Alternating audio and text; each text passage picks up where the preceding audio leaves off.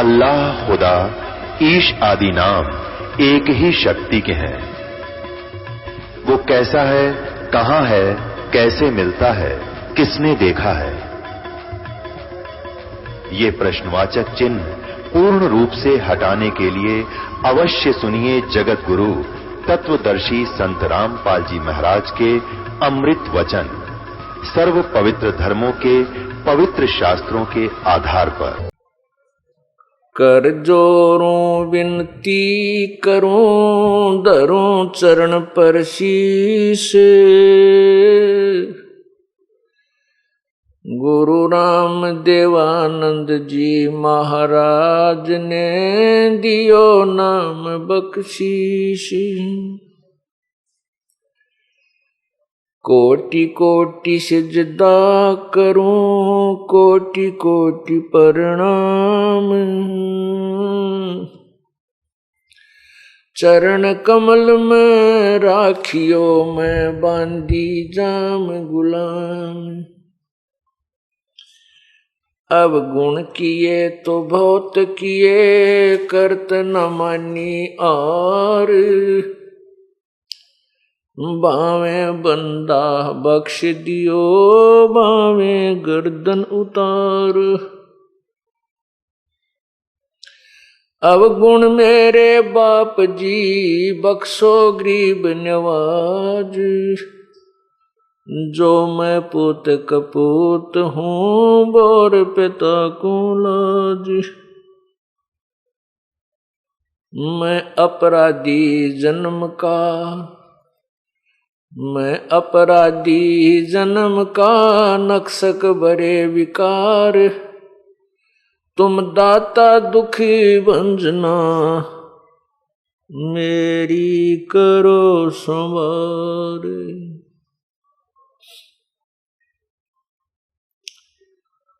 गुरु जी तुम ना भूलियो, चाहे लाख लोग मिल जाई। हमसे तुमको बहुत है, तुमसे हमको नहीं। तुम्हारे विसारे क्या बने, मैं किसकी शरण में जाऊं। शिव विरंच मुनि नारदा, तिनके हृदय न समाऊं। कबीर गुरु जी मिलेंगे, पूछेंगे कुशलात। आदि अंत की सब कहूँ, अपने मन की बात। परमपिता परमात्मा सारी सृष्टि के रचनहार,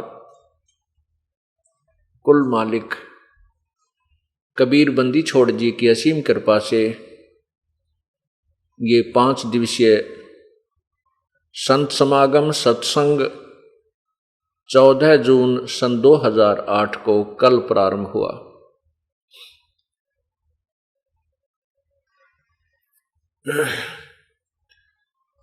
ये ज्येष्ठ मास चल रहा है।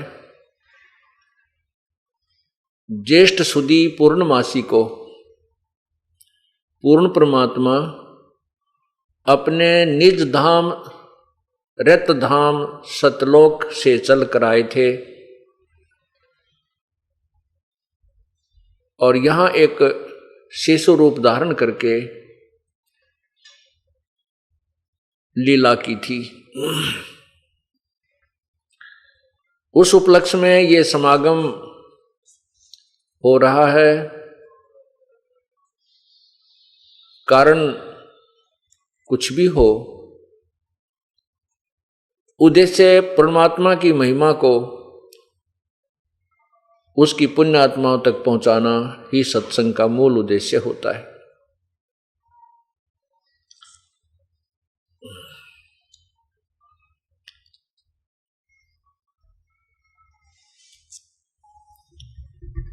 इन 5 दिनों के अंदर आपको ज्ञान कराया जाएगा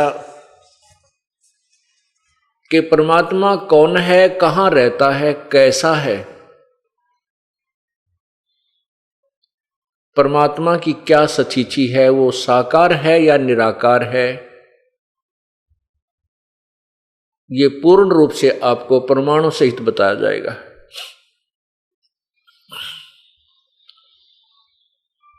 जो पुण्यात्मा इन 5 दिन के सत्संग को सुन लेगा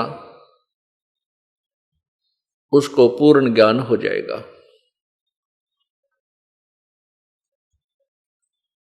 और सर्व संशय समाप्त हो जाएंगे। परमात्मा के विषय में कोई साकार कहता है, कोई निराकार कहता है। जो साकार कहते हैं वो भी अंत में परमात्मा को निराकार बताकर ही छोड़ देते हैं। जैसे पवित्र हिंदू समाज श्री ब्रह्मा जी, श्री विष्णु जी और श्री शंकर जी, शिव जी को भगवान मानते हैं, परमात्मा मानते हैं, उनको साकार मानते हैं, उनकी मूर्ति हमने बनाई हुई है। फिर भी अंत में कोई पूछता है कि परमात्मा वास्तव में है कैसा, तो कहते हैं परमात्मा तो निराकार है, वो तो कण कण में व्यापक है, उसका कोई स्वरूप नहीं है। तो इससे सिद्ध होता है कि ये थ्योरी कंप्लीट नहीं है, इनकम्प्लीट है, संशय रहित नहीं है, संशय युक्त है। एक तरफ तो हम भगवान को साकार रूप पूज रहे हैं, उनकी मूर्तियां चतुर्भुज रूप में हमारे समक्ष हैं, और फिर अंत में कहते हैं भगवान तो निराकार है। ये निर्णय आपको इन 5 दिन के सत्संग से हो जाएगा, परमाणु सहित हो जाएगा, आप बिल्कुल निसंशय हो जाएंगे। जब तक हमारा संशय दूर नहीं होगा हम भक्ति नहीं कर सकते, हम उस मार्ग पर दृढ़ नहीं रह सकते। आपको कोई भी विचलित कर देता है कि ऐसा नहीं है, वैसा नहीं है, फिर आप इस समस्या से परेशान नहीं होंगे। कोई कुछ भी कहे, आपके हृदय में ये तत्व ज्ञान समा जाएगा। इस प्रकार जब तक हम निसंशय नहीं हो जाएंगे तब तक हम भक्ति मार्ग को दृढ़ता से स्वीकार नहीं कर सकते। परमेश्वर कबीर जी कहते हैं, मामुंडू उस संत की जिससे संशय न जाए। कहते हैं वो संत धिक्कार है उस संत को जो संशय निवारण ना कर सके।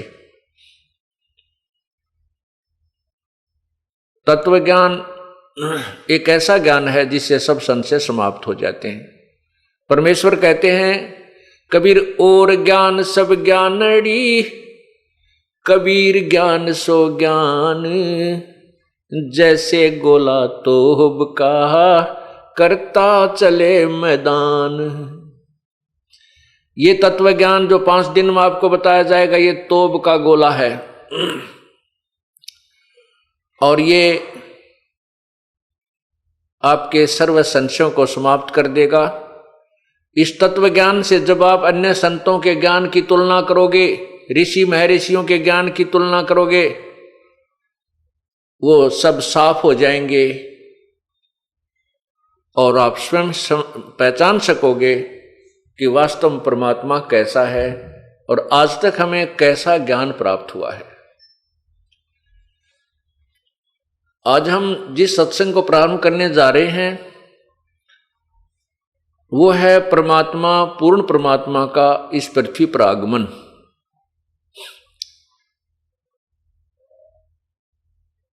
प्रभु कौन है, उसका नाम क्या है, उसका स्वरूप क्या है।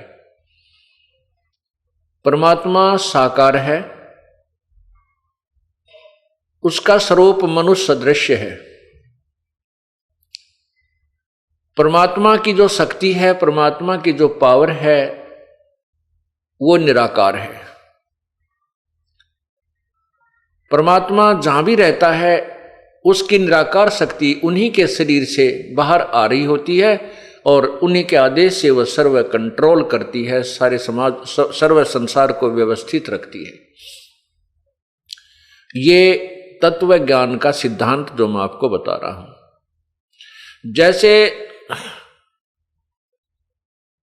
सूर्य साकार है, उससे निकल रहा प्रकाश उसी से है।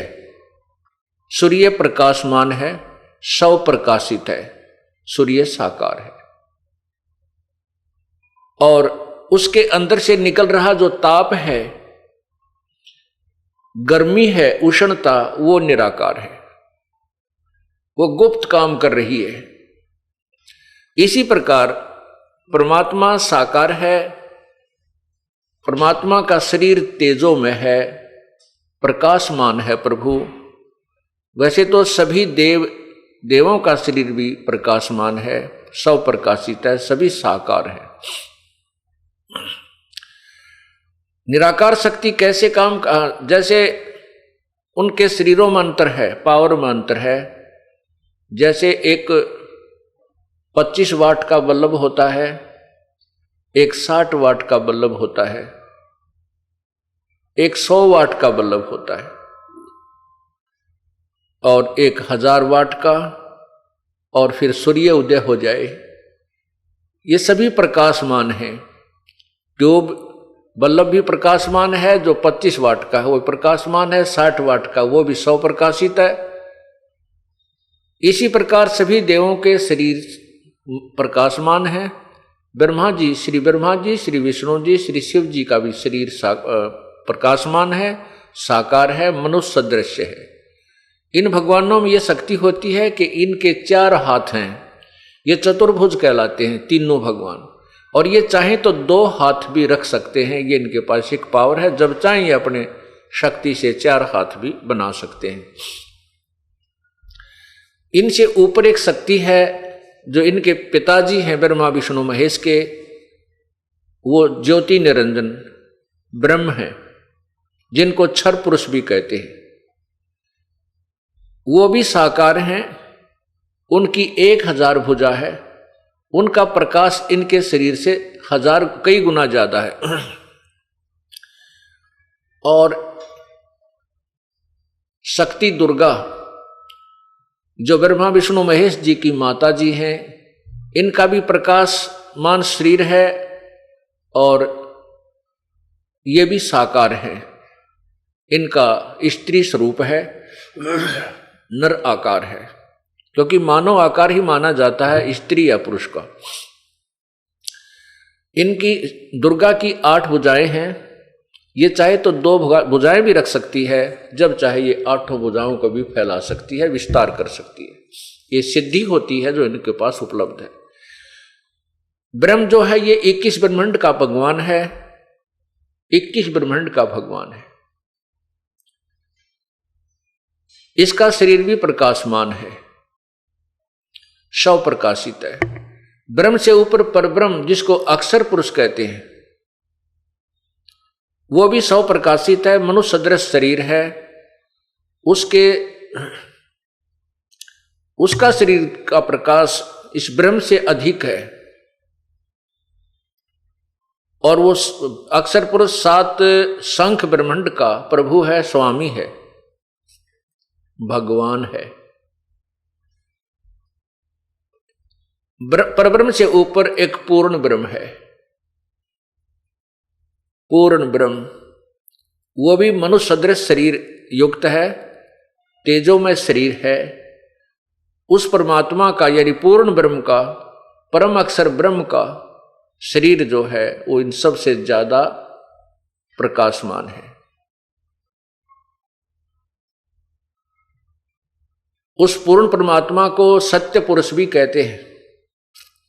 उसी परमात्मा ने अपने अन्य 3 रूप और बना रखे हैं, 3 रूपों में और रहता है। वो परमात्मा असंख्य ब्रह्मांड का मालिक है, जिसके अंतर्गत 7 संख्य ब्रह्मांड परब्रह्म के अर्थात अक्षर पुरुष के, तथा 21 ब्रह्मांड इस ब्रह्म के अर्थात क्षर पुरुष के। और ये सभी तीनों लोग उस परमात्मा के अंतर्गत आते हैं। वो सबका मालिक है, कुल मालिक है, वो सत्य पुरुष है। वो परमात्मा सत्यलोक में रहता है, उसका निवास, उसकी राजधानी सत्यलोक है और बाकी उसका देश है, बाकी उसके सब ब्रह्मांड उसी का राज्य साम्राज्य है। अन्य जो भगवान है वो उसी के अंतर्गत आते हैं। सतलोक में पूर्ण परमात्मा रहते हैं, उससे ऊपर 3 लोक और हैं। अलखलोक, उसके ऊपर अगमलोक और सर्वोच्च स्थान जो है वो अनामी लोक, अकय लोक कहलाता है। वो पूर्ण परमात्मा परम अक्षर ब्रह्म ही अन्य 3 रूपों में ऊपर रहता है, भिन्न भिन्न रूपों में 4 स्थानों पर वही रहता है, सतलोक में, अलखलोक में, अगम लोक और अकय लोक में। उसी परमात्मा के प्रत्येक लोक में उपमा के नाम भिन्न भिन्न हैं। जैसे अपने देश के प्रधानमंत्री जी अपने पास कई विभाग रख लेते हैं, तो जिस भी विभाग के वो दस्तावेजों पर साइन करते हैं वहां पर वो अपने आप को मंत्री लिखते हैं। उस समय उनकी पावर प्रधानमंत्री से कम होती है, मनुष्य वही होता है, व्यक्ति वही होता है। इसी प्रकार परमात्मा की स्थिति को समझने के लिए हमने यहाँ के एग्जाम्पल, यहाँ के उदाहरणों का सहारा लेना पड़ेगा। अब साकार परमात्मा, प्रत्येक प्रभु साकार है। अब जैसे प्रत्येक प्रभु साकार है, श्री ब्रह्मा, श्री विष्णु, श्री शिव जी, ये एक एक विभाग के मंत्री हैं। श्री ब्रह्मा जी रजगुण विभाग के, श्री विष्णु जी सतगुण विभाग के और श्री शिव जी तमोगुण विभाग के मालिक हैं। एक ब्रह्मांड में 3 लोक बने हैं और इन 3 लोकों में एक एक विभाग के ये स्वामी हैं, ब्रह्मा विष्णु महेश जी।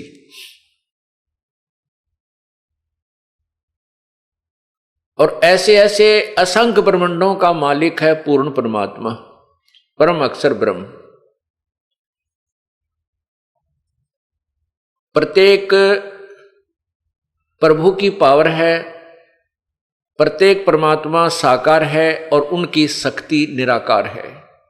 उनकी शक्ति की एक सीमा है, उनकी रेंज की अक्षमता है।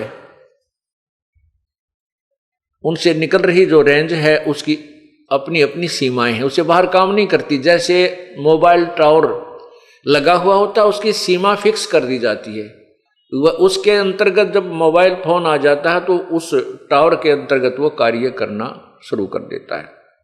उससे दूर उसकी पावर नहीं है, उसकी रेंज नहीं है, तो वहाँ उस टावर की अक्षमता काम नहीं करेगी, वो निष्क्रिय हो जाएगा। इसी प्रकार श्री ब्रह्मा जी, विष्णु जी, शिव जी, ये केवल 3 लोकों में, कौन से लोक? पृथ्वी लोक, ऊपर स्वर्गलोक, जो कॉमन स्वर्ग है, ब्रह्मलोक नहीं, स्वर्गलोक, और नीचे एक पाताल लोक है।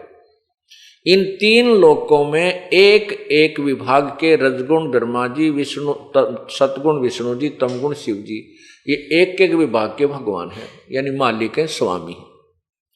इन तीनों भगवानों की शरीर से एक ऐसी रेंज निकल रही है, ऐसी शक्ति निकल रही है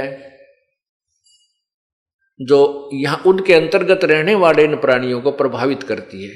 इस मनुष्य शरीर को, जीव शरीर को मोबाइल समझो। इस मोबाइल में जौन सा भी टावर का क्षेत्र, तीनों टावरों की वहां कॉमन रेंज होती है और जिस भी टावर का वो कार्ड होता है उसी की रेंज उसमें काम करने लग जाती है। टावर साकार है लेकिन उससे निकल रही वह शक्ति निराकार है। परमात्मा जो है ये चलता फिरता टावर समझो, जो सभी प्राणियों को अपनी रेंज दे रहा है। अब रेंज की क्रिया को समझने के लिए एक एग्जाम्पल है, उदाहरण है। जैसे एक मकान में रसोई बनी होती है, अन्य रूम होते हैं, रूम्स होते हैं, कमरे होते हैं। रसोई में छौंक लगाया जाता है सब्जी को, और वहां से मिर्चों की जो रेंज है, मिर्च की जो निराकार जो शक्ति है, प्रभाव है, वो अन्य कक्षों में, अन्य कमरों में जाकर के भी छीकम छीक कर देता है। मूल वस्तु साकार वस्तु रसोई में है, उसकी निराकार शक्ति ने दूसरे कमरों में बैठे व्यक्तियों को भी अपना प्रभाव दिखा दिया, जिससे उनको छींकें आने लगी। ठीक इसी प्रकार ये तीनों परमात्मा ब्रह्मा विष्णु महेश अपने अपनी रेंज युक्त, अपने अपने गुण युक्त जहां भी रहते हैं, चाहे अपने लोक में रहें चाहे अन्य लोक में घूमें, उनके शरीर से निकल रही रेंज प्रॉपर काम करती रहती है। उसी के प्रभाव से ये यहां व्यवस्था बनी हुई है।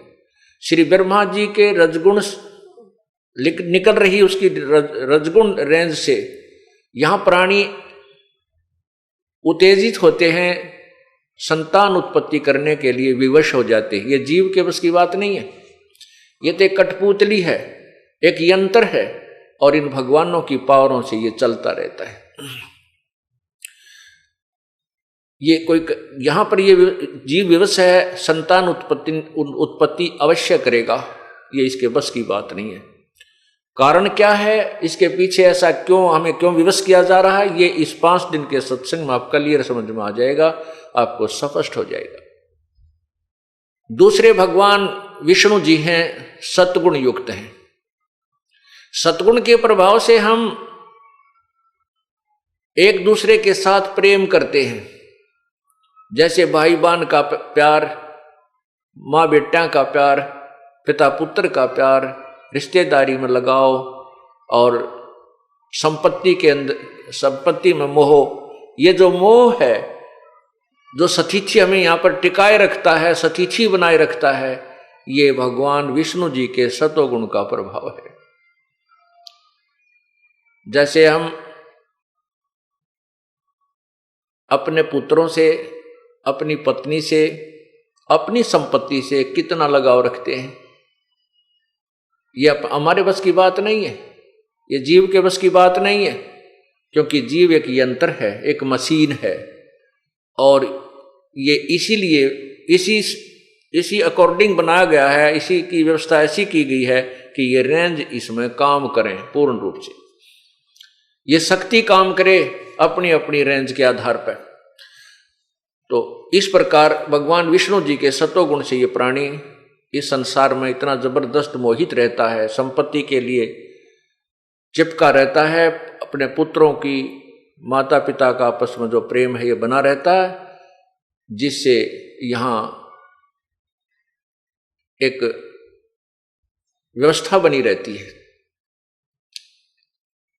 ये यहाँ पर आवश्यक भी है, क्योंकि अगर ऐसा ना हो तो यहाँ बहुत बुरा हाल हो जाए, कोई भी ना रहे संसार में। अगर हमारा मोह ममता आपस में ना फंसा रहे, कोई नहीं रहे संसार में, क्योंकि ये सुनियोजित व्यवस्था है इस काल भगवान की। ये बना किस लिए रखा है, ये किया किस लिए है, ये हम आपको बताएंगे आने वाले सत्संग में। अब तीसरा भगवान है शिव जी। उनके अंदर तमोगुण है, वो पूर्ण रूप से तमोगुण है। उनके शरीर से निकल रहे तमोगुण के प्रभाव से ये प्राणी इतना कुपित हो जाता है, एक दूसरे को मार डालता है, काट देता है, ना जाने कितने जुल्म ढा देता है। ब्रह्मा विष्णु महेश जी के पूज्य पिताजी ज्योति निरंजन हैं, क्षर पुरुष हैं, काल है, जिसको काल कहा जाता है। इस काल भगवान ने ये सारे तीनों अपने 21 ब्रह्मांडों में व्यवस्था बना रखी है। सतीथि, उत्पत्ति, सतीथि और संहार। जन्म, फिर यहां सतीथि बनाए रखना, और फिर मृत्यु करना। इन तीनों पुत्रों के माध्यम से अपना सारा कार्य करवा रहा है। क्यों करवा रहा है, क्या उद्देश्य है इसका ऐसा? आज हमें मालूम है कि आज हमारे पास संपत्ति है, कार है, कोठी है, संतान है, पुत्र है, पुत्री है, रिश्तेदारी है, बहुत बढ़िया दिल लगा हुआ है, आनंद आ रहा है, और हम चाहते हैं हम सदा यहीं रहें, हम कभी मृत्यु को प्राप्त ना हो। लेकिन हम चाहते भी हैं कि ना मरे, और थोड़ा थोड़ा सा पता भी है कि मरे भी गए। मतलब पता तो है, लेकिन विश्वास ये नहीं होता कि हम अभी मर जाएंगे। हम इस आस पर जीवित रहते हैं कि अभी तो नहीं मरेंगे, अभी तो 100 वर्ष तो जीवन होता ही है। 100 वर्ष तक पहुंचने के उपरांत फिर ये प्राणी सोचता है और भी उम्र बताते हैं, मनुष्य तो 150 वर्ष भी जी जाता है। मर तो जाए चाहे कल, मर जाए चाहे अभी एक पल में, लेकिन आस बहुत दूर तक की हम लगाए रहते हैं। तो कहने का भाव यह है कि हम चाहे यहां कितने सुखी नजर आ रहे हैं, उस सुख को जिसको हम सुख मानते हैं, वैसे तो ये सुख संत नहीं मानते यहाँ के किसी भी वस्तु में, या किसी भी धन को या संतान संपत्ति को हम सुख मान रहे हैं। संत इनको सुख नहीं मानते, क्योंकि ये सुख अस्थायी है। जैसे अभी मृत्यु हो जाए, वो सब हमारा यहीं रह गया, ना पुत्र साथ गए ना बेटी साथ गई। इसको तो संतों ने बताया है कि झूठे सुख को सुख कहे, ये मान रहा मनमोद, ये सकल चबीना काल का, कुछ मुख में कुछ गोद। कबीर परमेश्वर जी ने अपने तत्व ज्ञान में ये समझाया है कि इस झूठे सुख को सुख कहे, ये मान रहा मनमोद, ये तो सकल चबीना काल का, ये काल आहार है, इसके कुछ मुख में कुछ गोद। कुछ तो इसके मुख में 1 लाख जा चुके हैं और बाकियों को गोदी में खिला रहा है, हमें अभी तैयार कर रहा है मृत्यु के लिए, कब मारा जाए, कब इनको खाऊं। ये काल 1 लाख प्राणी नित खाता है, मानव शरीरधारी प्राणियों को खाता है।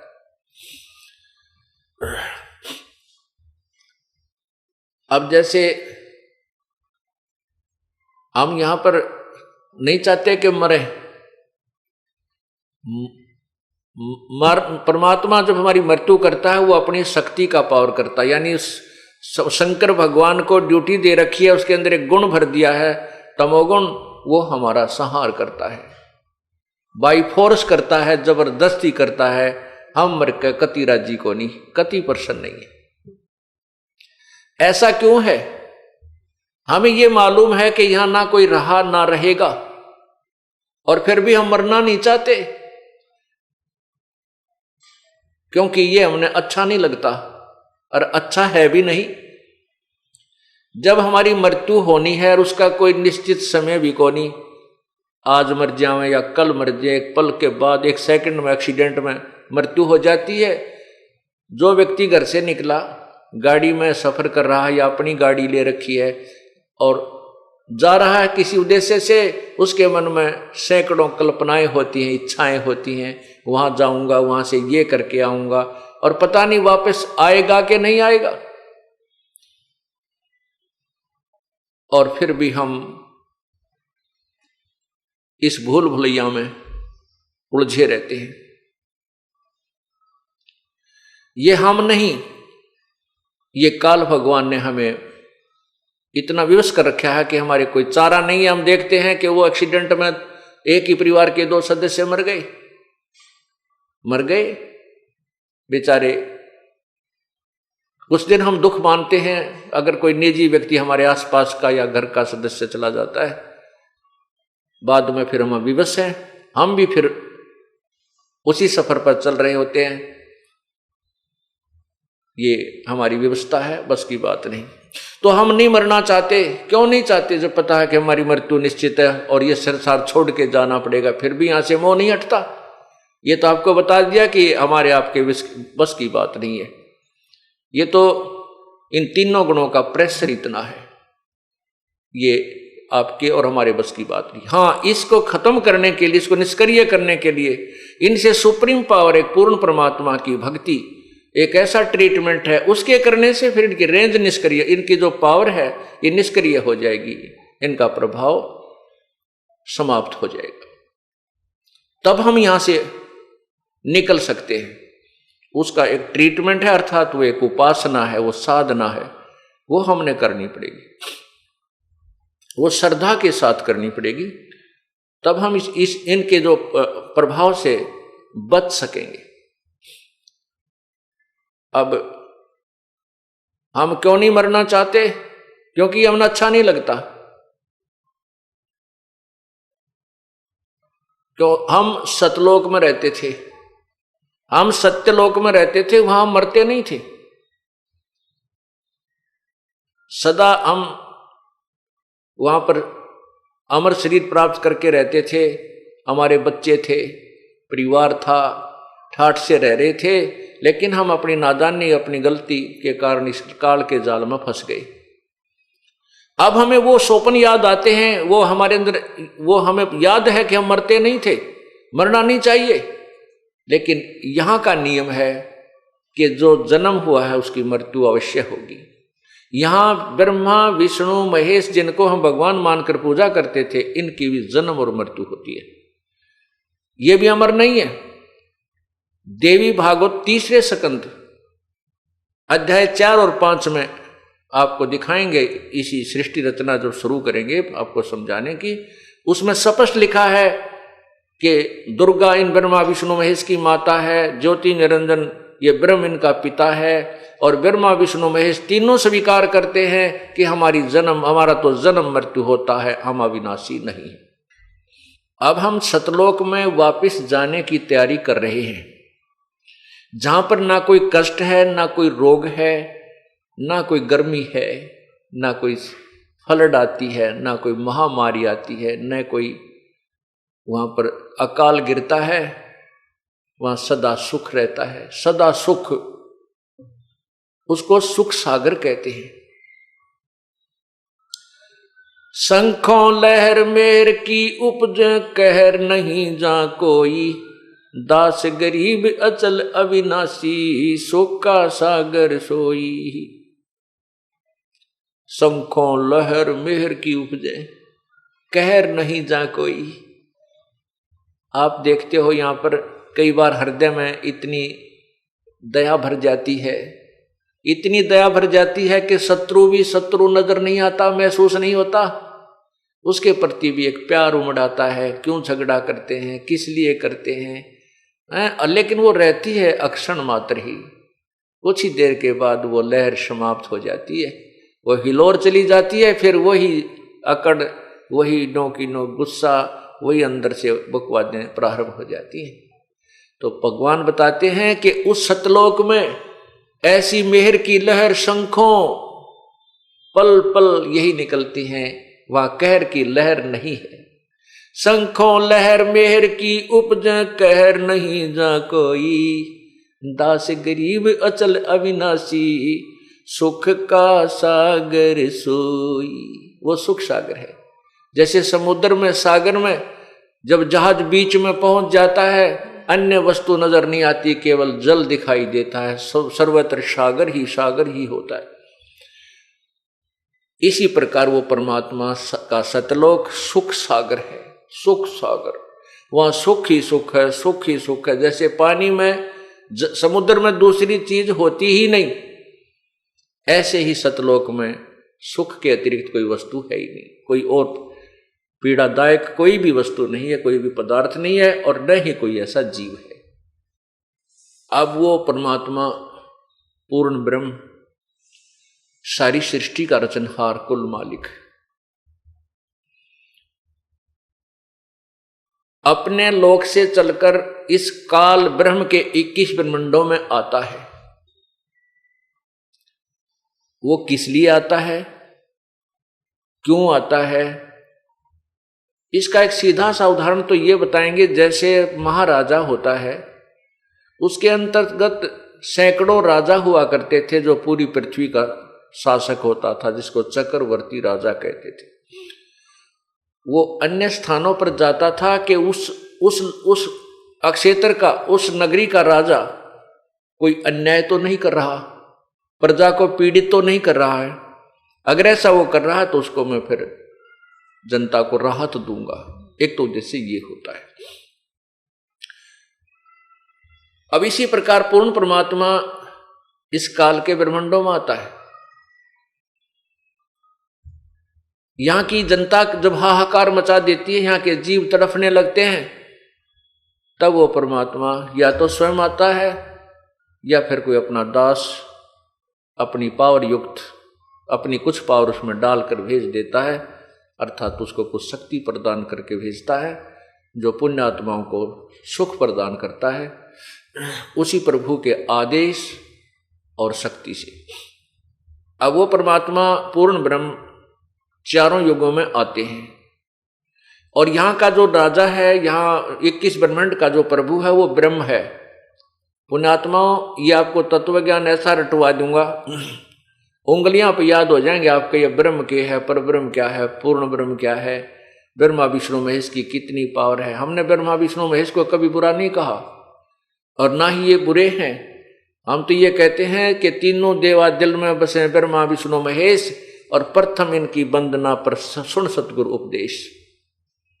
ये हमारे प्रभु हैं, हम इस काल के लोक में रह रहे हैं, लेकिन हम इनकी सतीथि बताते हैं, इनकी पावर से आपको परिचित कराते हैं। जैसे एक स्टेट का मंत्री, एक राज्य का मंत्री, एक प्रांत का मंत्री होता है, उसकी पावर होती है, उसमें भी शक्ति होती है, लेकिन वो प्रधानमंत्री के बराबर नहीं होता। हमने यही गलती कर रखी है कि एक स्टेट के मंत्री को हमने प्रधानमंत्री मान रखा है। ये अज्ञानता है, इसको तत्व ज्ञान से हमने समझना है। ब्रह्मा विष्णु महेश एक मंत्री हैं, एक एक विभाग के, और एक ब्रह्मांड में, एक प्रांत में। इस काल भगवान के 21 प्रांत हैं, ये मुख्य यहाँ का मुख्यमंत्री है, समझ लो 21 प्रांतों का। वैसे तो प्रांतों क्योंकि उदाहरण देने के लिए कुछ हमने अलग से वास्तविकता से कुछ भिन्न बेशक हो, लेकिन समझने के लिए काफी होती है। ये निरंजन जो ये काल है, ब्रह्म है, ये एक ब्रह्मांड में स्वयं मुख्यमंत्री का रोल करता है और इसके तीनों पुत्र एक एक मंत्री का रोल करते हैं। अन्य जो नीचे देवता हैं, कोई कुबेर है वो खजान इसका वित्त मंत्री है, और वरुण है ये जल का सिंचाई मंत्री है, ये अन्य मंत्री। लेकिन इनमें भी जो विशेष मंत्री हैं वो 3 ही हैं। इन तीनों के अंतर्गत अन्य काम करते हैं। जैसे वरुण है ये जल विभाग का, सिंचाई विभाग का चीफ इंजीनियर जान लो। इस तरह की इनकी सतिथि बना रखी। तो ये एक ब्रह्मांड में ब्रह्मा विष्णु महेश केवल 3 लोक बने हैं। एक ब्रह्मांड में 3 लोकों में एक एक विभाग के मंत्री हैं और इनका पिताजी मुख्यमंत्री एक ब्रह्मांड में, ऐसा जानो।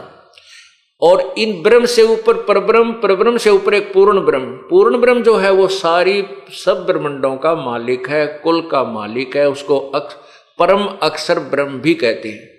पवित्र गीता जी अध्याय 7 श्लोक 29 में गीता ज्ञान दाता प्रभु कह रहा है कि अर्जुन, जिस समय तुझे सभी आध्यात्मिक ज्ञान हो जाएगा और तू मेरे से परिचित हो जाएगा और तत्ब्रह्म से, उस परमात्मा से तू परिचित हो जाएगा, फिर संसार की कोई ही वस्तु की तू इच्छा नहीं करेगा, कोई डिमांड तेरे मन में नहीं रहेगी। देखो कितना अच्छा ज्ञान है पवित्र गीता जी का, लेकिन आज तक हमारे को समझाने वाले नहीं मिले ठीक से। इसमें कहा है, गीता बोलने वाला भगवान अर्जुन को कह रहा है कि अर्जुन, जब तू पूर्ण रूप से तत्व ज्ञान से या आध्यात्मिक ज्ञान से पूर्ण रूप से परिचित हो जाएगा और फिर मुझे समझेगा और फिर तत्ब्रह्म को जानकर यहां की कोई भी वस्तु तू नहीं चाहेगा। 7वें अध्याय के 30 श्लोक हैं, 29वें श्लोक में ये शब्द बोले हैं। जब 8वां अध्याय प्रारंभ होता, अर्जुन ने सबसे पहले यही प्रश्न किया कि हे भगवान, किम तत्ब्रह्म पुरुषोत्तम, वो तत्ब्रह्म कौन है जो आपसे भी ऊपर है, आपसे भी कोई अन्य है? और उसको जानने के बाद आपकी सतिथि का पता होगा, तत्व ज्ञान को जानने के बाद आपको भी मैं समझूंगा। और वो ब्रह्म कौन है, तत्ब्रह्म कौन है, उसके बारे में बताइए। गीता ज्ञान दाता ने, गीता बोलने वाले प्रभु ने गीता जी के 8वें अध्याय के 3रे मंत्र में श्लोक में कहा है वो परम अक्षर ब्रह्म है, वो परम अक्षर ब्रह्म है। यानी गीता बोलने वाले परमात्मा भगवान से कोई और परमात्मा है, उसके विषय में गीता ज्ञानदाता कह रहा है, वो परम अक्षर ब्रह्म है। 8वें अध्याय में ही फिर आगे चल के 5वें और 7वें श्लोक में गीता ज्ञानदाता भगवान अपने बारे में कह रहा है कि मेरी भक्ति कर मुझे ही प्राप्त होगा। और 8वें अध्याय के 8, 9, 10 श्लोक में लिखा है कि जो व्यक्ति उस तत्व ब्रह्म यानी परम अक्षर ब्रह्म की साधना करता है, अंतिम श्वास तक उसकी पूजा करता हुआ शरीर छोड़कर जाता है, उस परम दिव्य पुरुष सूर्य सदृश पर प्रकाशमान उस परमात्मा को प्राप्त हो जाता है। ये अपने पवित्र गीता जी का अनमोल ज्ञान है। अब वो परम अक्षर ब्रह्म वो सारी सृष्टि का मालिक है। उसी के लिए गीता अध्याय नंबर 18 के मंत्र 62 में कहा है गीता ज्ञानदाता ने कि अर्जुन तू सर्वभाव से उस परमेश्वर तत्व ब्रह्म की शरण में जा, परम अक्षर ब्रह्म की शरण में जा, उसकी कृपा से ही तू परम शांति और शाश्वत स्थान अर्थात सतलोक को प्राप्त होगा। शाश्वत स्थानम, शाश्वत माने सदा रहने वाला यानी अविनाशी, स्थान माने धाम, लोक, सत्यलोक को प्राप्त हो जाएगा। उस परम अक्षर ब्रह्म के ज्ञान को समझने के लिए, परम अक्षर ब्रह्म को प्राप्त करने वाली विधि को प्राप्त करने के लिए गीता जी अध्याय नंबर 4 के मंत्र 34 में कहा है कि उन तत्वदर्शी संतों की खोज कर उनको दंडवत प्रणाम कर, विनम्र भाव से कपट छोड़कर प्रसन्न कर, फिर वो तत्वदर्शी संत तुझे उस परम पिता के पाने की विधि बताएंगे। गीता ज्ञानदाता कह रहा है कि उस परम अक्षर ब्रह्म के विषय में मुझे ज्ञान नहीं है, वो उसकी प्राप्ति की विधि मुझे मालूम नहीं है, उसके लिए कोई तत्वदर्शी संत उसी प्रभु का भेजा हुआ आएगा, उस तत्वदर्शी संत को खोजना। वो तत्वदर्शी संत होगा कैसा, उसकी क्या पहचान है, पवित्र गीता अध्याय नंबर 15 के प्रथम मंत्र में ही स्पष्ट कर दिया है कि वो उसकी क्या पहचान होगी उस तत्वदर्शी संत की, कि वो उस संसार रूपी उल्टे लटके हुए वृक्ष के का पूर्ण विस्तृत विवरण देगा। स वेदवित वो तत्वदर्शी संत होगा। उस परमात्मा ने, पूर्ण ब्रह्म ने स्वयं ही एक भूमिका की थी तत्वदर्शी संत की, स्वयं ही वो भगवान है, स्वयं ही संत बनकर आते हैं, स्वयं ही एक अच्छे भक्त की भूमिका करके हमें उदाहरण देते हैं कि बेटा ऐसे ऐसे रहना जैसे मैं रह रहा हूं। उस परमात्मा ने, उस तत्ब्रह्म ने, परम अक्षर ब्रह्म ने आकर के आप ही तत्वदर्शी संत की भूमिका निभाई थी। उसके बाद उन्हीं के ज्ञान से इस दास को वो तत्व ज्ञान प्राप्त हुआ है और तत्वदर्शी संत की पदवी उसी परमात्मा ने इस दास को दी है। तो उस परमेश्वर ने, उस परम अक्षर ब्रह्म ने, सतपुरुष ने, कबीर परमेश्वर ने आकर के आज से 600 वर्ष पूर्व सवसम वेद यानी कबीर वाणी का के माध्यम से हमें यह ज्ञान दिया था। क्या कहा था, अक्षर पुरुष एक पेड़ है निरंजन वाकी डार, अक्षर पुरुष एक पेड़ है निरंजन वाकी डार, तीनों देवा शाखा है भाई पात रूप संसार। अक्षर पुरुष एक पेड़ है, निरंजन वाकी डार और तीनों देवा शाखा है, ये पात रूप संसार। कितना प्यारा ज्ञान दिया गीता जी में, और स्पष्ट कर दिया है कि वो तत्वदर्शी संत कैसा होगा। इस उल्टे लटके हुए संसार रूपी वृक्ष का यानी पूर्ण विवरण बताएगा। उसके तना क्या है, कौन है, जड़ कौन है, तना कौन है, और वो डार कौन है, फिर वो शाखाएं, तीनों शाखा क्या हैं, और संसार रूपी वृक्ष कौन है। तीनों गुण, रजगुण ब्रह्मा, सतगुण विष्णु, तमगुण शिवजी रूपी तो शाखाएं हैं। नीचे जो जड़ है, मूल है उस वृक्ष की, यानी संसार जहां से चला है, जिससे प्रवृत्त को प्राप्त हुआ है, वो मूल है, वो पूर्ण परमात्मा परम अक्षर ब्रह्म है। एक वृक्ष की जो जड़ होती है वो जमीन के अंदर हिडन होती है, गुप्त होती है, प्रोक्स होती है, और उससे बाहर तना होता है। तना नीचे जो जड़ है वो तो परम अक्षर ब्रह्म जानिए, और जमीन से बाहर तुरंत जो मोटा हिस्सा भाग होता है वृक्ष का, उसको तना कहते हैं, उसको अक्षर ब्रह्म अर्थात पर ब्रह्म जानिए। और फिर ऊपर जाके शाखाएं मोटी मोटी डार निकलती हैं, उनमें से एक डार को ज्योति निरंजन ब्रह्म क्षर पुरुष जानिए। उसी क्षर पुरुष एक ब्रह्म के आगे जाके 3 शाखाएं बन जाती हैं। उन तीनों शाखाओं को रजगुण ब्रह्मा, सदगुण विष्णु, तमगुण शिवजी, तीनों गुण रूपी शाखा जानिए। अब पुण्यात्माओं, इस संसार रूपी वृक्ष में एक दूसरे से जो भाग हैं ये एक दूसरे से संबंधित हैं, जुड़े हुए हैं। और हम फिर आगे इस ब्रह्मा विष्णु महेश यानी तीनों शाखाओं के आगे जो पत्ते बने हुए हैं, टहनियां निकली हैं, उन टहनियों के ऊपर वो पत्ते स्थापित होते हैं, उनको संसार जानिए। हम आज संसार में हैं, आप संसार हैं, आप ब्रह्मा विष्णु महेश रूपी इन तीनों शाखाओं पे आधारित हैं। आपको इन्हीं के माध्यम से आपका किया हुआ कर्म यानी फल मिलता है, आपको आहार प्राप्त होता है। जैसे पूरे पेड़ को से आहार प्रारंभ होता है, मूल से शुरू होता है। मूल पूर्ण परमात्मा है, परम अक्षर ब्रह्म है, वही सभी का पालन पोषण करता है इस पूरे वृक्ष, संसार रूपी वृक्ष का। अब जड़ से खुराक चलती है, जड़ से आहार चलता है, तना में आया, तना से फिर उस मोटी डार में गया, यानी पूर्ण परमात्मा से सबका किया हुआ कर्म का फल स्टार्ट हुआ।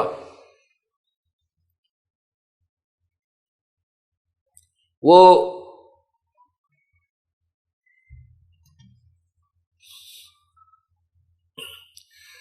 जैसे जड़ से मूल से वृक्ष को आहार मिलता है। अब मूल कौन है? ये पूर्ण ब्रह्म, परम अक्षर ब्रह्म।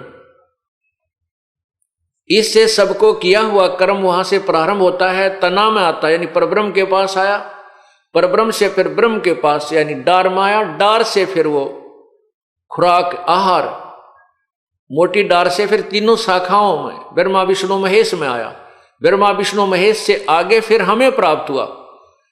ये वृक्ष के एक हिस्सा है ब्रह्मा विष्णु महेश, इनको हम अलग नहीं कर सकते, इनको हम बुरा नहीं कह सकते। जैसे कई अनजान लोग हमारे ज्ञान को नहीं समझते, वो कहते हैं कि ये संत ब्रह्मा विष्णु महेश को नेग्लेक्ट करता है। ये नेग्लेक्ट हो ही नहीं सकते, ये तो हमारा अभिन्न अंग है। जब तक हम इनके अंतर्गत हैं, हम यहाँ इनके अधीन हैं। ये यहाँ के 3 लोक के एक के विभाग, 3 लोक में एक के विभाग के मालिक हैं, मंत्री हैं, और हम इनकी प्रजा हैं। हम इनको नेग्लेक्ट नहीं कर सकते, हम इनके विधान से बाहर नहीं हो सकते, इनके अंतर्गत हमें रहना होगा। और लेकिन इस ज्ञान को समझना पड़ेगा, इनकी कितनी पावर है, ये हमें कितना राहत दे सकते हैं। अक्षर पुरुष यानी पूर्ण परम अक्षर पुरुष, परम अक्षर ब्रह्म से आहार चला, वो फिर तना यानी परब्रह्म में, फिर ब्रह्म में, डार से फिर तीनों शाखाओं में, शाखाओं से आगे हम पत्तों में, इस संसार रूपी पत्तों में ऐसे आहार यानी किया हुआ कर्म हमें इस प्रोसीजर से, इस प्रकार हमें कड़ी से मिलता है। तो इसमें कोई भी भगवान, किसी भी परमात्मा को हम अवॉइड नहीं कर सकते। प्रभु को स्वामी है ये हमारे, लेकिन हमने मूल ज्ञान को समझना है कि ये इन सबको भी पालन करने वाला कौन है, ये भी किस पर आधारित है। अब इसी का ज्ञान, इसी का प्रमाण इसी अध्याय नंबर 15 के, गीता जी के अध्याय नंबर 15 के 1 से लेकर 4 में तो ये निर्णय दे दिया कि वो संत जो पूर्ण संत, तत्वदर्शी संत होगा, ये ज्ञान बताएगा, संसार रूपी वृक्ष के प्रत्येक भाग का भिन्न भिन्न विवरण बताएगा। और फिर कहा कि जब तत्वदर्शी संत मिल जाए, 15वें अध्याय के 4थे श्लोक में बताया है कि जब तत्वदर्शी संत मिल जाए तो उस तत्व ज्ञान के आधार से इस संशय रूपी इस वृक्ष को काट के, संशय रूपी वृक्ष तत्व ज्ञान रूपी शस्त्र से अज्ञान रूपी इस वृक्ष को काटकर उसके पश्चात उस तत्व उस परम धाम को, उस परम पिता परमेश्वर की खोज करनी चाहिए, जहां पर जाने के बाद संसार में लौटकर प्राणी नहीं आते। गीता जी अध्याय नंबर 15 के श्लोक 4 में निर्णय दिया है कि जब 3 और 4 में ये निर्णय दिया है कि जब तत्वदर्शी संत मिल जाए, उस तत्व ज्ञान रूपी शस्त्र से अज्ञान रूपी उस वृक्ष को जो आपके अंदर घर कर चुका है उसको समाप्त करके, यानी उस पूर्ण रूप से संसार रूपी वृक्ष को समझकर, उसके पश्चात उस परमेश्वर के उस परम पद, परमेश्वर के उस परम पद की खोज करनी चाहिए, जहां जाने के बाद संसार में साधक संसार में लौट कर नहीं आते। और ये गीता ज्ञान दाता भगवान कहता, मैं भी उसी की शरण में हूं।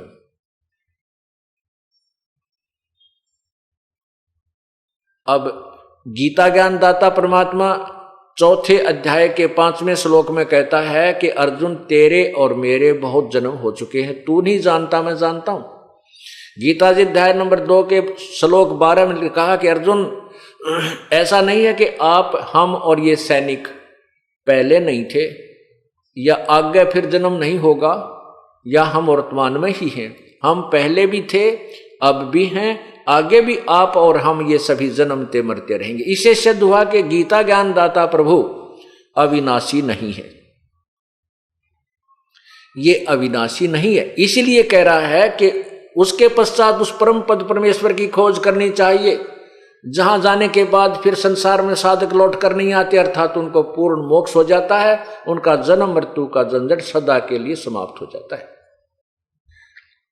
इसके पश्चात 15वें अध्याय के 16 और 17, गीता जी अध्याय नंबर 15 श्लोक 16 और 17 में इन 3 भगवानों की न्यारी न्यारी स्थिति निर्णायक दे रखी है। एक क्षर पुरुष ब्रह्म को कहते हैं, अक्षर पुरुष परब्रह्म को कहते हैं, और परम अक्षर ब्रह्म, परम अक्षर पुरुष इस पूर्ण ब्रह्म को कहते हैं। इन तीनों भगवानों की न्यारी न्यारी स्थिति है। गीता जी अध्याय नंबर 15 श्लोक 16 में कहा है कि इस संसार में 2 भगवान हैं, पुरुष माने प्रभु, 2 पुरुष 2 भगवान हैं, एक क्षर पुरुष एक अक्षर पुरुष। और इन दोनों प्रभुओं के लोकों में, और इन दोनों प्रभुओं के शरीर नाशवान हैं, आत्मा अविनाशी होती ही है, ये स्वयं भी नाशवान है, इनके अंतर्गत इतने प्राणी, इनकी भी जन्म मृत्यु होती है, ये अमर नहीं है, ये अमर नहीं है। लेकिन अक्षर का अर्थ अविनाशी होता है। अब ध्यान से सुनना पुण्यात्माओं, क्योंकि एक तत्व ज्ञान है, इसमें समय समय पर हर एक निर्णय दिया जाता है, और आपको पूर्ण रूप से यह समझ में आना चाहिए, तभी आप इस मार्ग को ग्रहण कर सकोगे। यहां अक्षर पुरुष का अर्थ अविनाशी भगवान, अविनाशी प्रभु। लेकिन फिर 15वें अध्याय के 17वें श्लोक में लिखा कि वास्तव में अविनाशी तो इन दोनों से भी न्यारा है, और वही परमात्मा कहलाता है, और वही तीनों लोकों में प्रवेश करके सबका धारण पोषण करता है, वो अविनाशी परमात्मा इस प्रकार कहा जाता है। अब यहां सोचना है कि 15वें अध्याय के 16वें श्लोक में भी यही कहा है कि एक क्षर पुरुष नाशवान भगवान, एक अक्षर पुरुष, क्षर पुरुष ब्रह्म है और अक्षर पुरुष ये परब्रह्म है। तो अक्षर पुरुष का अर्थ अविनाशी भगवान हुआ, अविनाशी प्रभु हुआ, और फिर 17वें श्लोक में कह दिया कि ना अविनाशी तो इन दोनों से भी उत्तम पुरुष, यानी वास्तव में सच्चा भगवान तो कोई इनसे भी न्यारा है, और वही वास्तव में अविनाशी है। इससे सिद्ध हुआ कि ये अक्षर पुरुष जिसको कहते हैं ये भी अविनाशी नहीं रहा। इसको समझने के लिए एक एग्जाम्पल कोट किया जाता है, एक उदाहरण दिया जाता है, ध्यानपूर्वक सुनना। तत्व ज्ञान को समझे बिना आप भक्ति पर नहीं लग सकते, और ना ही काल के लोक से आपकी यहां से आस्था हट सकती। क्षर पुरुष ब्रह्म है, अक्षर पुरुष ये परब्रह्म है, परम अक्षर ब्रह्म यानी पूर्ण परमात्मा वो पूर्ण ब्रह्म है। इन तीनों भगवानों की स्थिति को समझने के लिए आप ऐसे समझिएगा कि जैसे एक सफेद कप होता है, चाय पीने का, चीनी का प्याला जिसे कहते हैं, उसकी स्थिति से आप परिचित हैं कि हाथ से अगर छूट गया, फर्श पे गिर गया तो टुकड़े टुकड़े हो जाएगा, इतना क्षर है, नाशवान, बिल्कुल इसका तो क्लियर पता है कि नाशवान है। दूसरा कप समझिए स्टील का, इस्पात का बना हुआ है। अब वो कप उस सरपुरुष यानी उस मिट्टी के कप की तुलना में हमें बहुत स्थायी नजर आता है, अविनाशी नजर आता है भी, लेकिन वो भी वास्तव में अविनाशी नहीं है, क्योंकि स्टील को भी लोहे को भी समय आने पर जंग लगेगा और एक दिन वो विनाश को प्राप्त हो जाएगा। लेकिन उसकी तुलना में वो बहुत ज्यादा समय के बाद नष्ट होगा, इसलिए उसको भी हम पक्का मान लेते हैं कि वो भाई टूटा को नहीं, खत्म नहीं होएगा, खत्म टूट भी जाएगा, अगर व्हीकल के नीचे आ गया टूट भी गया, और अच्छे लठ गण मार दिए उसका चूरा भी हो जाएगा। यानी वो स्थायी होते हुए भी वो जंग लगेगा, स्थायी नजर आते हुए भी उसका विनाश होगा, जंग लगेगा।